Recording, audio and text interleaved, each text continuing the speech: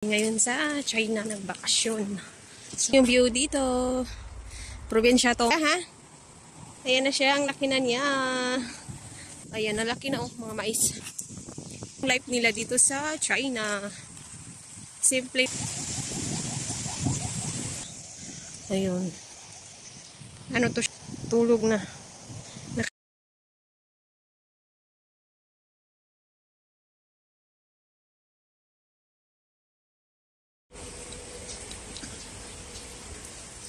Hello guys.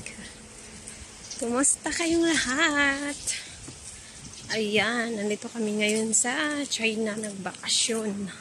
So it's been a long time na hindi na ako nakapag-upload kasi naging busy na rin. Tapos syempre malaki na yung anak ko, kailangan ko ng tutukan kasi ang likot na siya. So, ngayon, nag-walking kami. 3 PM dito. Nag-walking. Nilagay ko siya sa walker niya. Kasi, hindi natulog. Nilagay ko siya dito baka sakaling matulog siya. Ayan. Ang init dito. Ayun yung view dito. Probinsya tong bahay ng husband ko. Ayan. Mga mais, tanim na mga mais at saka yan ito, ewan ko kung anong gulay daw yan tanim, hindi ko alam kung anong gulay. Tapos ito yung anak ko, tinulak ko siya sa stroller kasi hindi siya natulog, alas 3 na. Ayan, nag-walking, layo na nang nilakad na hindi pa siya natulog.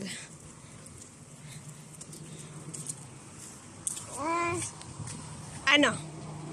Ayaw matulog talaga, ha? Ayan na siya. Ang laki na niya.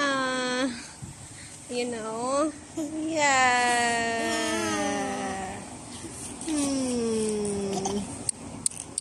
Di natulog. Ayaw matulog, iwan ko. Gusto maglaro-laro lagi. So, ayan yung view. Meron silang windmill doon, no? Malayo. Ayan, mais. Actually, 1 month may gita kami dito. Nung pagdating namin dito is ano yung tanim nila dito. Wheat flour. Tapos, nag-aani na. Tapos, nagtanim naman ulit sila ng mais. Ayan, nalaki na mga mais. Dito kami nag-walking.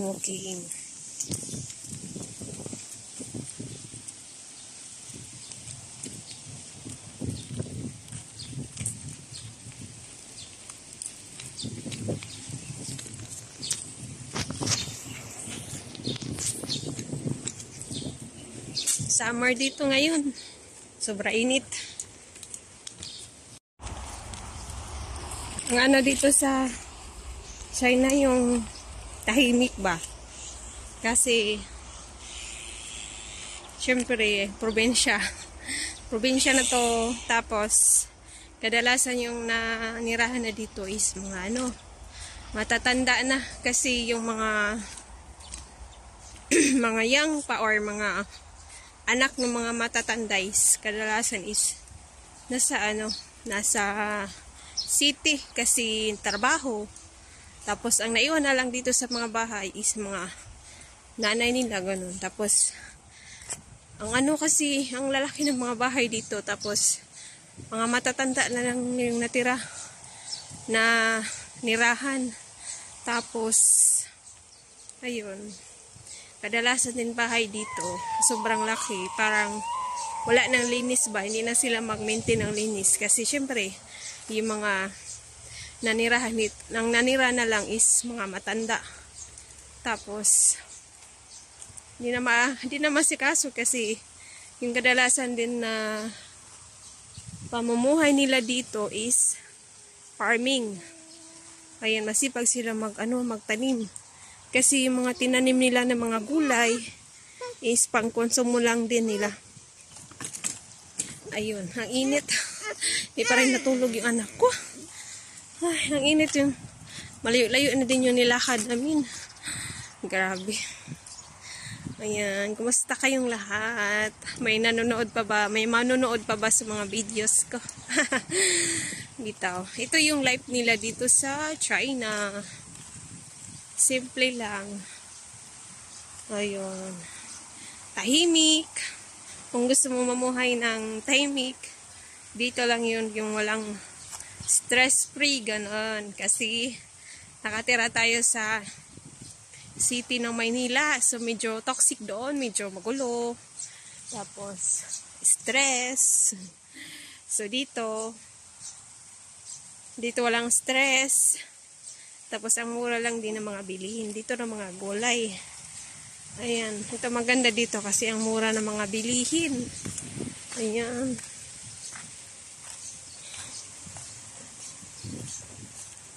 Compare sa atin Pinas, sobrang mahal. Ba, ang init oh.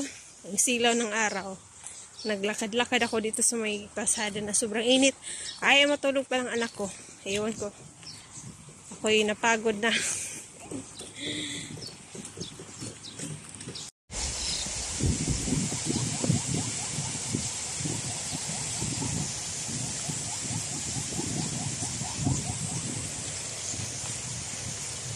Ganito yung mga bahay nila dito guys. Oh, lalaki. Tapos, walang kadalasan, walang mga tao.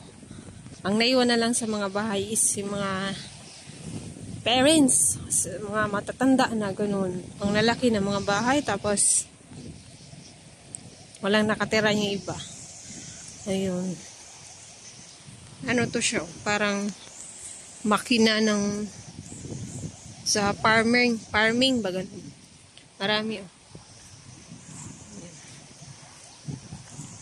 Ganito ang bahay oh. Kadalasan malalaki.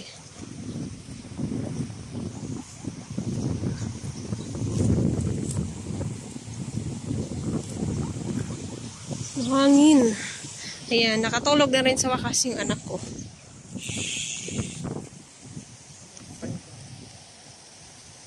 Tulog na. Nakaabot kami doon sa may doon kami nagtambay dito sa may puno dyan. Kasi medyo malamig. Tapos inuyog-uyog ko na lang siya para makatulog. Ayan, nakatulog din sa wakas. Ayun.